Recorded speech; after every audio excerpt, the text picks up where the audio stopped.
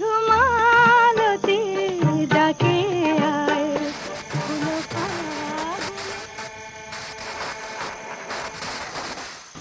উফ, রেডিওটা আবার কি হলো? দূর, কারেন্টটাও এখনই যাওয়ার ছিল।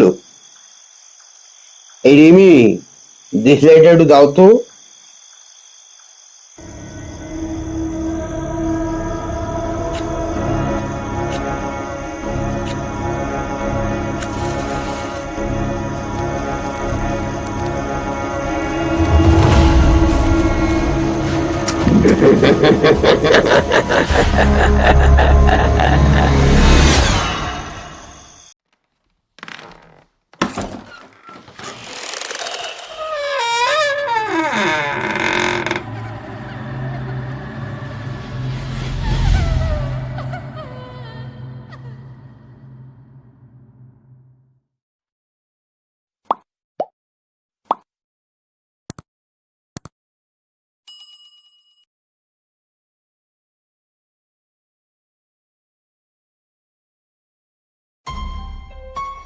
আজ থেকে ঠিক 3.5 বছর আগে আমি জ্যান্ত ছিলাম।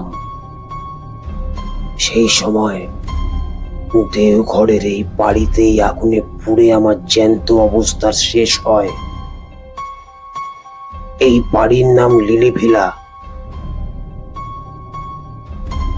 আমি এখানে এসেছিলাম আমার বন্ধুর সঙ্গে ছুটি কাটাতে। একদিন স্টোভে চা করতে গিয়ে স্টোভ ফেটে আমার কাপড়ে আগুন ধরে যায়। আমার মুখেও আগুন লেগেছিল, এইটুকু আমার মনে আছে। তারপর আর কিছুই মনে নেই। তারপর থেকেই আমি এই বাড়ির বাসিন্দা হয়ে গেছি। আমার চেহারা এখন কিরকম তা আমি নিজেও জানি না, কারণ আয়নায় ভূতের ছায়া পড়ে না।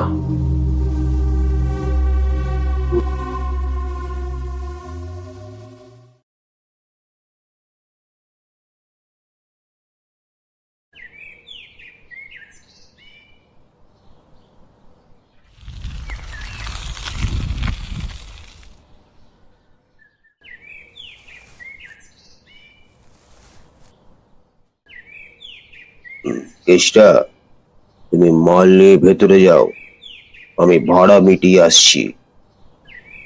ঠিক আছে বাবু।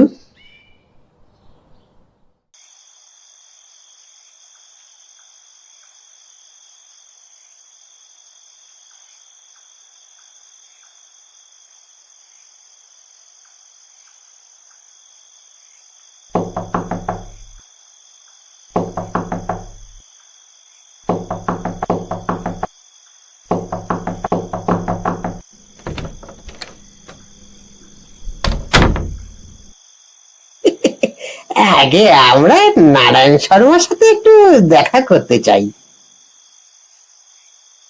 আপনারা দাঁড়ান, আমি বাবুরে ডাকছি।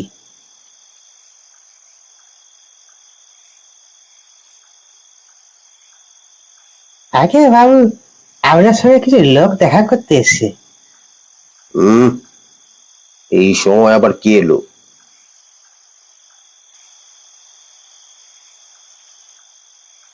এখানে নিরিবিলিতে কাজ করতে পারবো বলে কলকাতা ছেড়ে এলাম, আর আপনারা আসা মাত্রই এসে সংবর্ধনার জন্য পিড়োপিড়ি করছেন। বলছি আপনি এত বড় লেখক, এইটুকুই আমাদের করতে দিন। বেশ, এই কটা দিন আমাকে একটু নির্ঝঞ্ঝাটে কাজ করতে দিন, তারপর নয় হবে সংবর্ধনা। বেশি বিব্রত করলে আমি আমার তল্পি তল্পা নিয়ে গুটিয়ে কলকাতায় ফিরে যাব। এখানে এত বাড়ি থাকতে আপনি শেষে কিনা লিলি ভিলা এসে উঠলেন? হানা বাড়ি বলছেন তো? তা ভূত যদি আসে তা তো ভালোই, একজন সঙ্গী পাওয়া যাবে। আপনি স্যার বোধহয় আমাদের কতটা সিরিয়াস নিচ্ছেন না। কলকাতা থেকে এক ডাক্তার এসেছিল সপরিবারে এখানে। ভদ্রলোক নিজে চোখে দেখেছিলেন ভূত। আর সে নাকি বিভৎস ব্যাপার।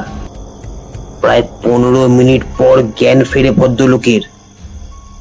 এখানে ভালো ডাক বাংলো আছে। ম্যানেজার বাবু আপনার খুব ভক্ত, বললে উনি নিজে সব ব্যবস্থা করে দেবেন। আপনি লিলি ভিলা ছাড়ুন স্যার। আপনারা বোধহয় জানেন না যে প্রেত তত্ত্ব সম্বন্ধে আমি কতটা জানি, ততটাই খুব কমই লোকে জানে। আমার এখানকার লেখার বিষয় হচ্ছে এই প্রেত তত্ত্ব। সেই ডাক্তারের অবস্থা আমাকে কোনোদিনই পড়তে হবে না, এটা আমি জোর দিয়ে বলতে পারি। তিনি ভূতের বিরুদ্ধে কোনো প্রিকশন নেননি, কোনো ব্যবস্থাও করেননি। আমি সেটা নেব এবং করব। ভূত আমার কিছু করতে পারবে না। আপনারা যে উপদেশ দিতে এসছেন তা আমি জানি, কিন্তু আমি লিলি ভিলাতে থেকেই কাজ করতে চাই।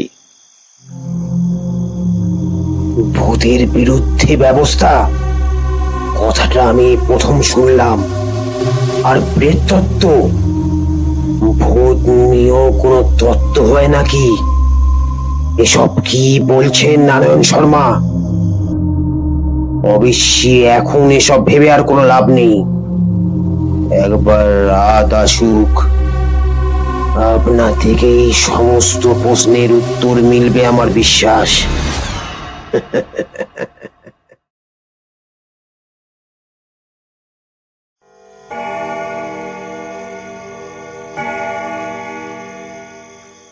ছটা বাজে, যাই এইবার ধুনুচিটা দিই।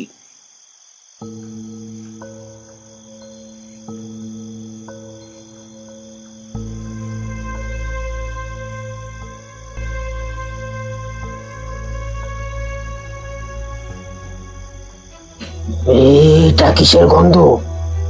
বাপরে, এই যে ভয়ানক গন্ধ! এই গন্ধ নাকের ভেতর দিয়ে একেবারে ব্রহ্ম তালুতে এসে পৌঁছেছে। আমি আর কিছু পারছি না, আমার সমস্ত শরীর অসাড় হয়ে আসছে। আমি কিছু দেখতে পাচ্ছি না।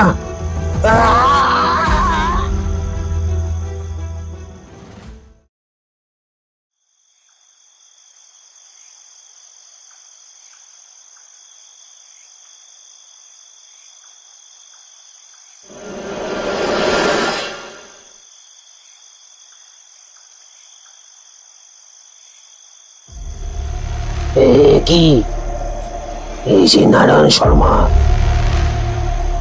কিন্তু তার এ দশা হলো কি করে?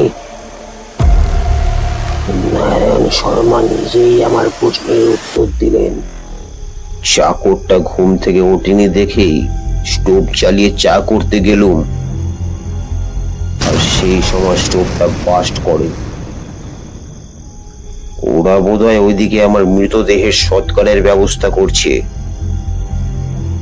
আমি একটা ডেরা খুঁজছিল, তখনই আপনার এই ঘরটা দেখতে পাই। বলছি, আরেকজনের কি ঠাঁই হবে এই ঘরে?